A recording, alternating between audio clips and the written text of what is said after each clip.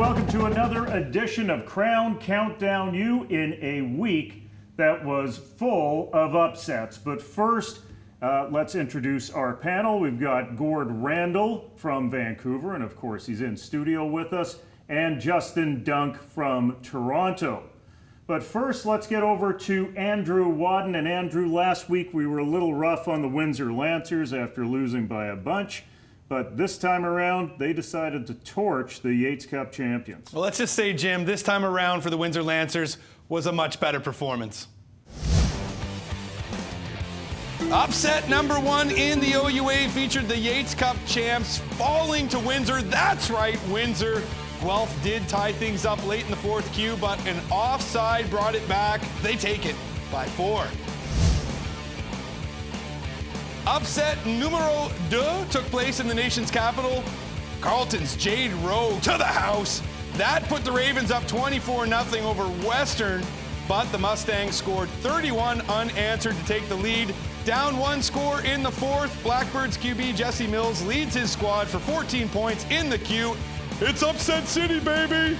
Carleton tames the Purple Ponies by 7. McMaster and U of T at Tim Hortons Field, and this one was all Marauders. Danny Vandervoort, oh my, so nice, we gotta see this one twice.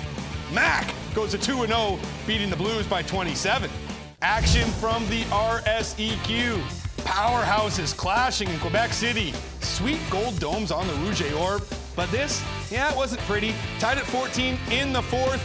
Anthony Dufour, MTL recovers. Sets up this 3-banger from Felix Menard. Carabins go into Peps and steal a 3-point win.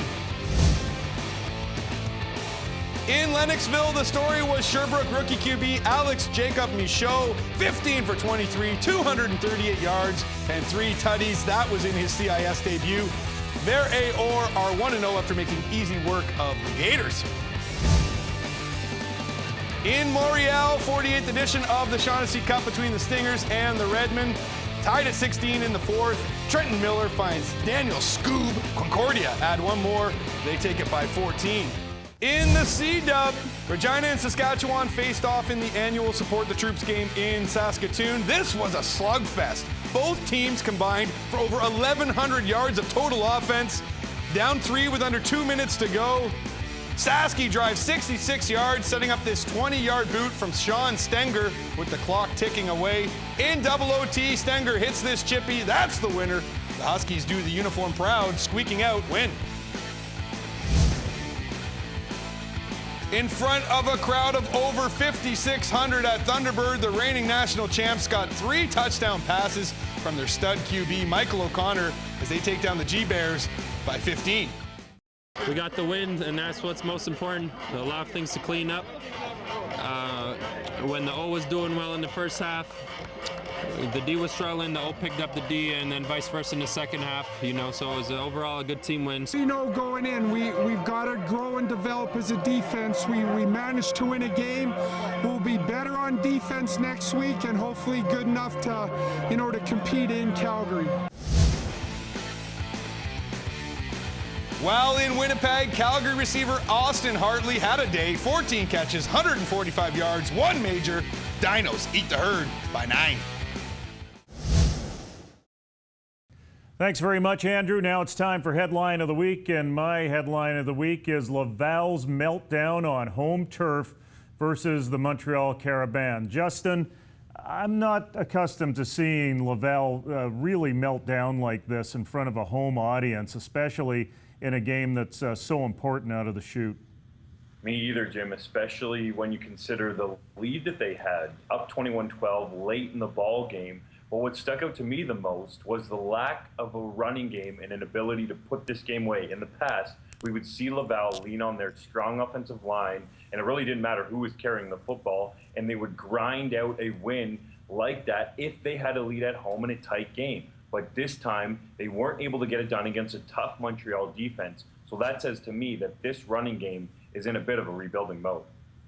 Well, we've talked a lot about the problems with Laval. Let's go to the other side of the ball with the reigning two-time Dunsmore Cup champions, the Montreal Carabins, who, for my money, were full value for this win. In fact, I think it was more of a mirage in the first half than it was the real story with Laval coming out of that half with the lead. You look at the final stats, and Montreal outgained Laval by almost 150 yards of offense. And with this team coming back with Sean Thomas-Erlington, Regis Sibasu, the biggest question was under center, and step right up Samuel Krown, because he came out and had a day. 27 for 39, 360 yards. He was moving that offense for most of the afternoon, just had the one blip in the interception column. A very impressive performance by the young pivot at Montreal.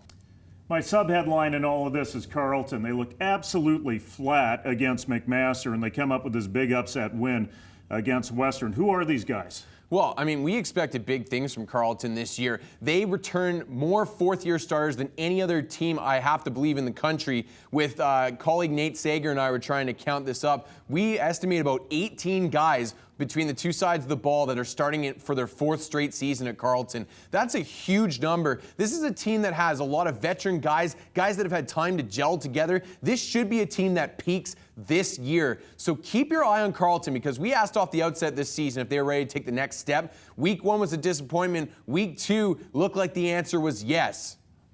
Well, on the other side of the football and for Western guys, it looks like there might be a bit of a decision that needs to be made at the quarterback position. If you go back a few years ago, Donnie Marshall started while Will Finch sort of waited in the wings, and Finch was that big-time recruit, and of course Marshall was Greg Marshall's son. Now we have a bit of a similar situation with Stevenson Bone, the son of Jamie Bone, the quarterback coach there, and Chris Merchant, who is the big-time recruit this time around, sort of sitting and biding his time. But this loss to Carleton might force Merchant into action earlier than anyone thought possible. That might end up being a good thing for the Mustangs, because this Merchant kid is very talented. Time for Weekend Warriors. Top warrior for me is Windsor linebacker Frank Renault. 10.5 tackles, a forced fumble when the Griffins were in the red zone with the game on the line. But more importantly, this guy has persevered. He had a blown ACL at the East-West Bowl, which kept him parked for all of his fourth year. Drafted by the Bombers with their last pick, they now believe there's a path to the pros for him. For me, Justin, you asked last week who's going to step up as the playmaker in this Calgary offense. Well, after the first Canada West weekend, the resounding answer is Austin Hartley, a guy coming off a couple cracked ribs in that Hardy Cup last year, a really difficult injury to come back from, and a very painful injury, I might add. Comes up in the first game of the regular season with a huge performance. 14 catches, 145 yards, and a touchdown. One catch off of current Ottawa Red Black Jake Hardy's school record. A massive opening weekend for Austin Hartley, who looks to be the go-to guy for Jimmy Underdahl in Calgary. You're right, Gord. Austin Hartley stepped up in a big way for the Dinos. So he answered my question from last week. I'm going to answer yours about Saskatchewan this week with Kyle Siemens taking the starting quarterback job and running with it. 338 yards, 3 touchdowns in a double, count them, not one, but 2, overtime victory against their rivals from Regina. It's very clear he's taken the job from fifth-year pivot Drew Burko. The Regina Rams may have lost in double OT, but the Pictons just keep battling. Cousins, Noah, the QB, and Mitch, the inside receiver. Noah went off in Saskatoon. Canada West Player of the Week, 29 of 41 for 471 and 4 TDs. The only pick was when a receiver fell on a route. Mitch was on the receiving end of 6 of those. In fact, after Atlee Simon left the game with an ankle injury, it was like the ghosts of Rams past took over with an aerial attack, with Ryan Shinbind and Khalid Cornegay also emerging as targets. I love the fight in these guys, even if they were on the wrong side of the scoreboard. Let's stick with quarterbacks, fellas, and we're going out to Sherbrooke, where we check in on rookie Alex Jacob Michaud. Had a solid outing in his debut against Bishops, and yes, I know some people might say, well, it was against Bishops, but no matter what, it's impressive to do that in your CIS debut as a rookie passer. Threw for over 200 yards and 3 touchdowns. Now, 2 interesting things about Michaud. He worked out with Anthony Calvillo in the offseason at a quarterback camp, got some tips from the CFL legend, and the guy he replaced, Jeremy Rock, the CIS all-time passing leader, is his quarterback coach. So he has lots of experience to lean on, and maybe that's where he got some advice on how to handle the media. C'est un sport d'équipe, puis c'est un effort collectif. Fait que je donne le ballon, puis que les O-line font une bonne job pour avancer, puis que le porteur de ballon il réussit à faire des verges, qu'on avance le ballon, qu'on traverse le terrain, qu'on met des points, on fait des touchés. Ça, moi, c'est ça ma fierté. C'est pas une performance individuelle, c'est la performance de l'équipe. Well done from the kid, but it's pretty clear, guys, that he can give cliches in both Canada's official language. My second weekend warrior is the biggest impact player from the biggest game of the weekend. That's running back Jade Rowe from Carleton. 18 carries for 161 yards and a pair of touchdowns on the ground, including a big touchdown in the second quarter to really get the ball rolling for Carleton. This guy stepped up big for them against the perennial OUA powerhouse and helped them put a big game in the win column. One note on Jade Rowe, he was with the Regina Rams last year as a running back and punt returner for 2 games. Several coaches and some administrators in the West were asking me about his transfer status, so the CIS got back to us promptly on this file when we asked. Rowe received a waiver on compassionate grounds and also had his 365-day waiting period waived, so any rumor of a forfeit can quickly be put to rest. Let's go back over to Andrew to talk about facilities. Andrew, there's been a wave of these things springing up all across the CIS, but we're going to talk about one in particular. Well, yeah, you'd think that a Yates Cup title would be enough to entice a recruit, but bring in a massive upgrade with your facilities, and that's a recipe for a winning football program.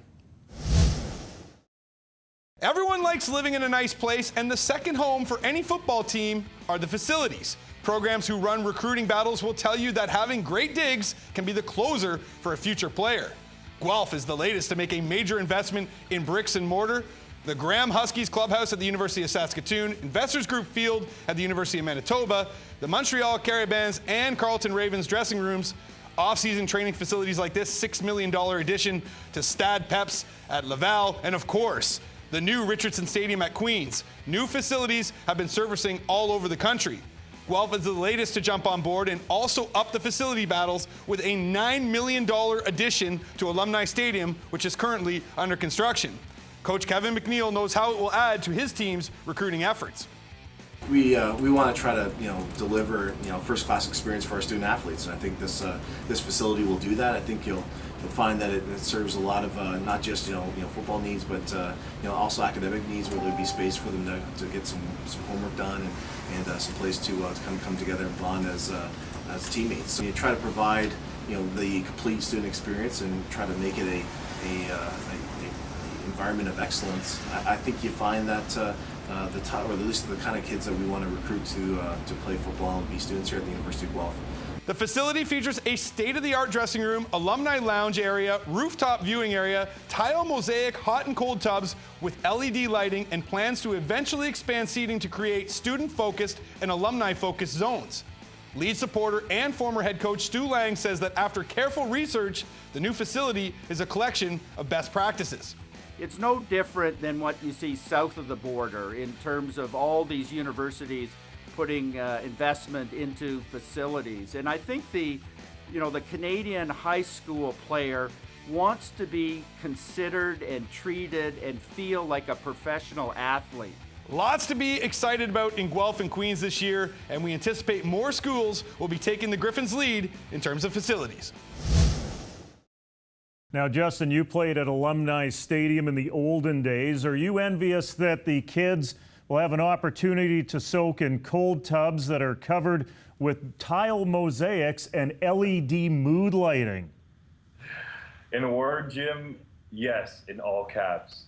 I'll take you back to when Alumni Stadium was all grass and give you a couple stories of inside the facilities. So number one, the weight room used to be about the size of a 500 square foot condo in downtown Toronto that we fit a bench press, a squat rack, our jammer machines, and all of our dumbbells into, of course, to get our weight work done. Now, they have that whole floor covered in weights. They took down that wooden structure and really laid it out all the way across. Number two, we used to watch film most of the time in our training room, the same room where we would get tape for games and just right beside where the cold tubs were. I can remember Kyle Walters cramming in there with us and getting on the cowboy clicker and calling guys out back there. I will say, it was cozy. Coming up, Coach Olson returns with this week's edition of X's and Olson. Krown Countdown U is supported by the Guelph Griffins, the defending Yates Cup champions.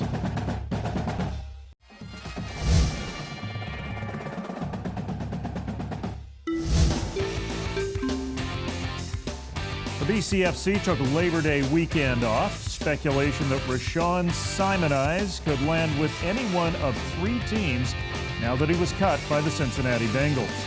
The only undefeated team on the Flatlands, Calgary is off to a hot start in the PFC, while 3 teams lead Sept Division 1 with 2-0 records. And welcome back to KCU. It's that time in the show where we break down the game film as Sean Olson takes us to South Detroit.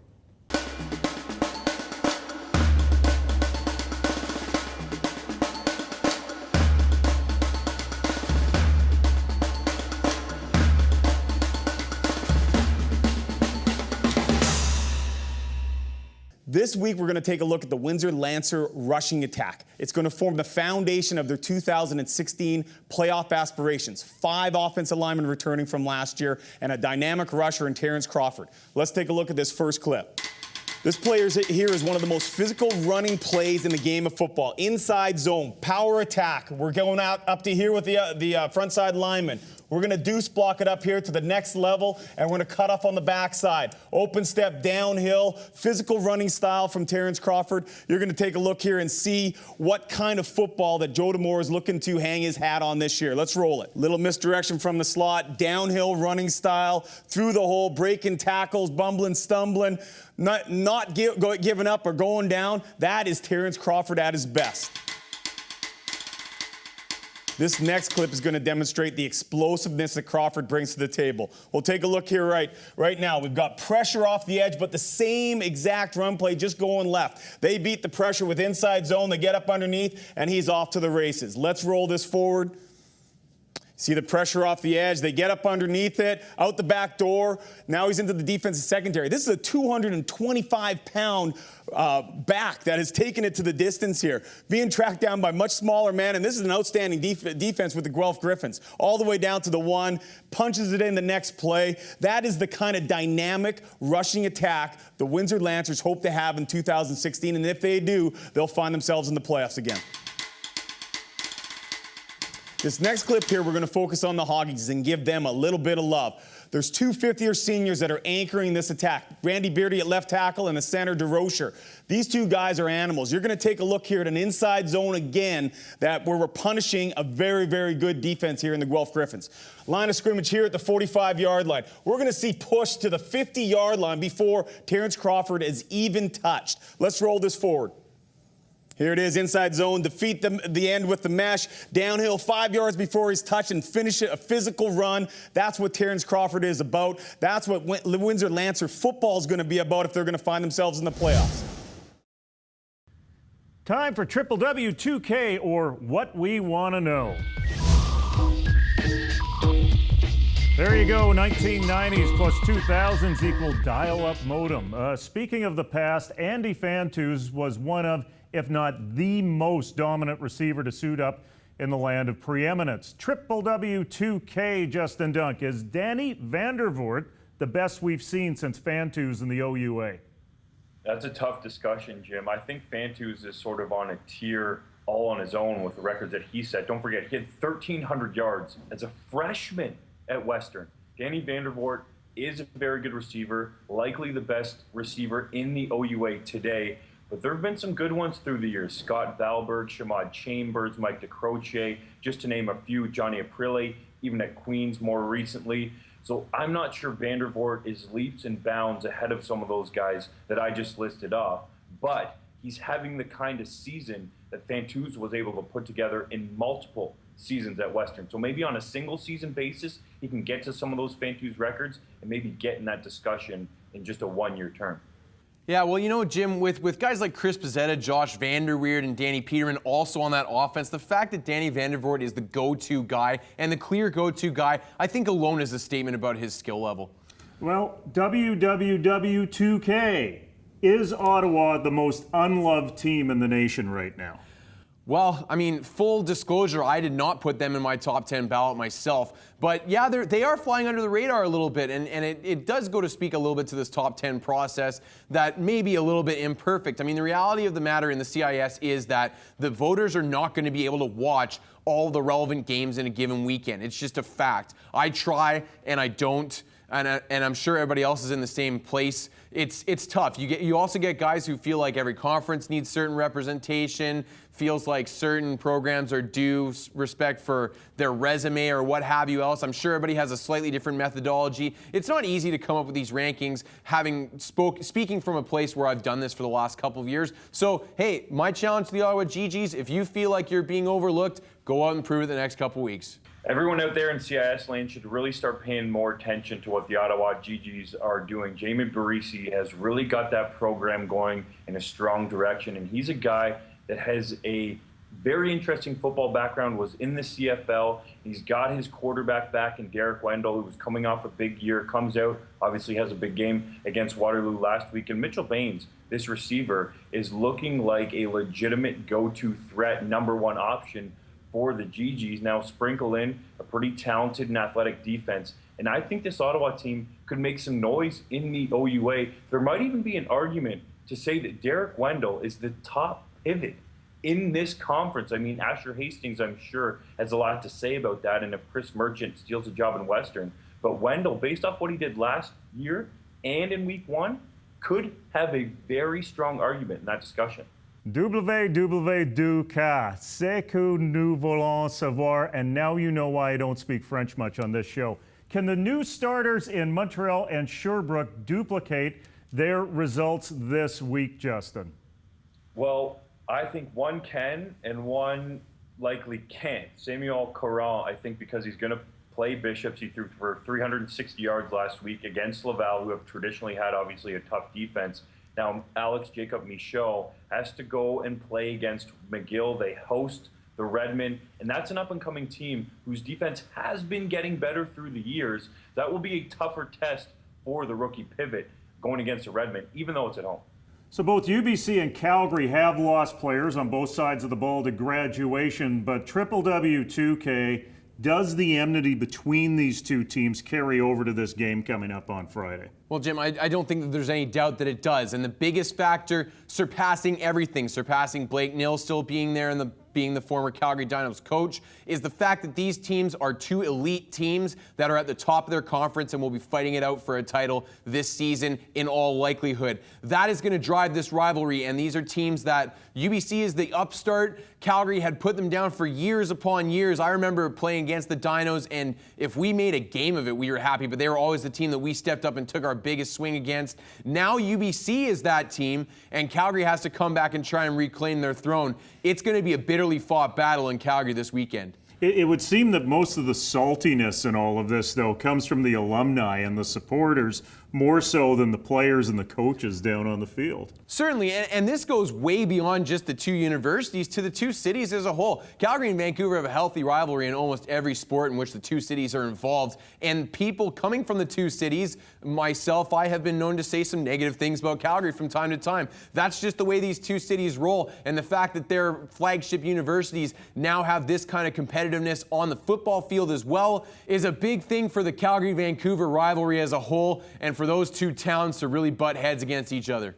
Guys, I don't know about you, but I think the best rivalries come when there's a little bit of bad blood on both sides. And with Blake Nill going to UBC and winning a Vanier Cup in his first year and defeating Calgary on the way to get there, this UBC-Calgary rivalry is legit. It might be the best in Canadian university football right now.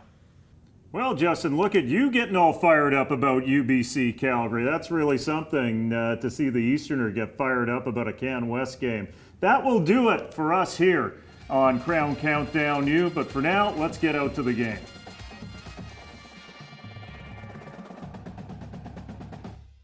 Krown Countdown U is supported by the Guelph Griffins, the defending Yates Cup champions.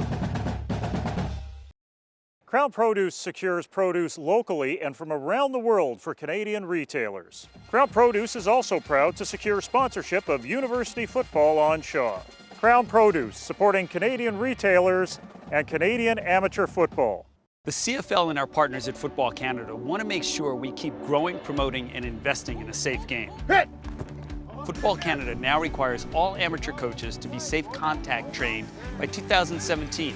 By creating a standard of safety for all in our football community, we're making an already great game even better. Make sure your youth coach is safe contact trained, because making a safe game means making a better game.